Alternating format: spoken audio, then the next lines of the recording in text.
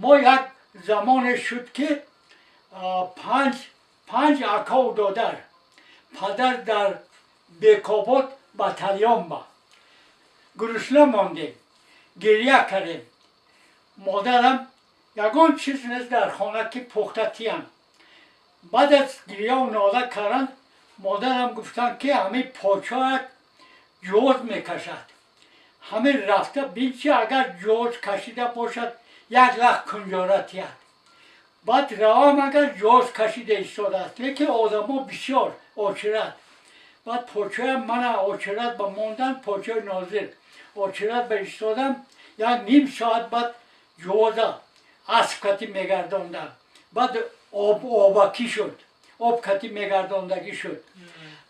بعد جو کنجاره گرفته، بعد تیشه کتی میده کرده دادن، نیمش پخال آوردم.